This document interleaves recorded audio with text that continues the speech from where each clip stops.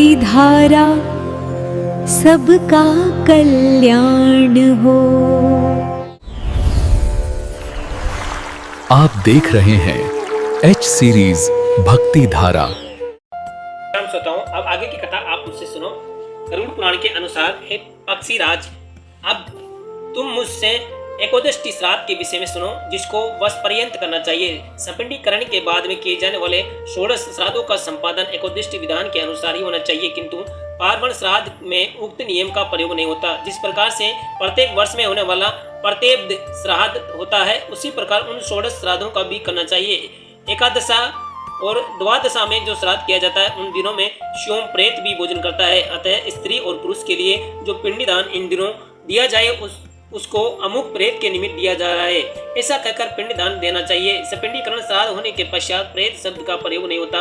1 वर्ष तक घर के बाहर प्रतिदिन दीपक जलाना चाहिए। अन्न, दीप, जल, वस्त्र, अन्य जो कुछ भी वस्तुएं हैं दान में दी जाती है, वे सभी सपिंडीकरण तक प्रेत शब्द के संबोधन से संकल्पित होने पर ही प्रेत को तृप्ति प्रदान करती है।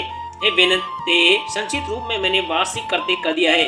अब तुम विवस्वान पुत्र यमराज के घर जिस प्रकार जीव का गमन होता है, उसका वर्णन सुनो। हे अरुणानुज त्योदशा अर्थात 13वें दिन श्राद्ध करते एवं गरुड़ पुराण के श्रवण के अनंतर वह जीव तुम्हारे द्वारा पकड़े गए सर्प के समान यमदूतों के द्वारा पकड़ लिया जाता है और पकड़े गए बंदर के समान अकेला ही उस यमलोक के मार्ग में चलता जाता है। उसके बाद वायु के द्वारा अग्रसारित वह जीव दूसरे शरीर में प्रविष्ट होता है।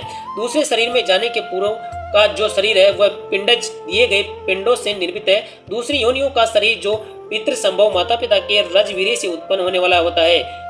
इन शरीरों के प्रमाण, वय, अवस्था एवं संस्थान, आकृति, विशेष आदि श्राद्ध करने वाले की श्रद्धा एवं देह प्राप्त करने वाले के क्रमानुसार होते हैं। प्राणात ये यम और मर्त्य लोक के बीच 86,000 योजन का अंतराल है। वह जीव प्रतिदिन अधिक से अधिक 247 योजन और आधा कोस का मार्ग तय करता है। इस प्रकार उससे जीव की यात्रा 348 दिनों में पूरी होती है। इस यमलोक की यात्रा में जीव को यमदूत खींचते हुए ले जाते हैं। जो प्राणी अपने जीवन भर पाप में अनुरक्त थे, उनको इन मार्ग में जो कष्ट भोगना पड़ता है, उसको विस्तार पूर्वक सुनो।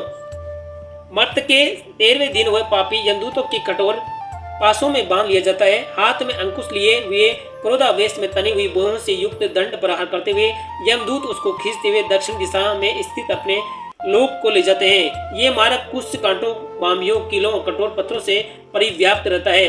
कहीं कहीं उस मार्ग में अग्नि जलती रहती है, कहीं कहीं सैकड़ों दौरानों में दुर्गम भूमि होती है। प्रचंड सूर्य की गर्मी, मच्छरों से परिव्याप्त उस मार्ग में प्राणी सियारों के समान चीत्कार करते हुए यमदूतों के द्वारा खींचे जाते हैं। यमलोक के दारुण मार्ग में पापी जाता है और शरीर के जलने के कारण अत्यंत क्षीणता को प्राप्त होता है। अपने कर्मानुसार विभिन्न जंतुओं के द्वारा अंगों के खाए जाने, वेदन एवं छेदन किए जाने के कारण जीव अत्यधिक दारुण दुख प्राप्त करता है। हे ताक्षरी, जीव अपने कर्मानुसार दूसरे शरीर को प्राप्त करके यमलोक में नाना प्रकार का कष्ट भोगता है। यमलोक के इस मार्ग में 16 पुरुष पड़ते हैं, उनके विषय में भी सुनो। जय श्री राम। श्रोताओं, ये 16 पुरुषों की कथा आपको मैं कल सुनाऊंगा। तब तक के लिए आप हमारे चैनल के साथ बने रहिए और भक्तिमय कथाएं सुनते रहिए। और अगर आप हमारे चैनल पर नए हो तो चैनल को फॉलो और सब्सक्राइब जरूर करें। जय श्री राम। वीडियो को अधिक से अधिक संख्या में शेयर करें। एच सीरीज भक्ति धारा को सब्सक्राइब करें।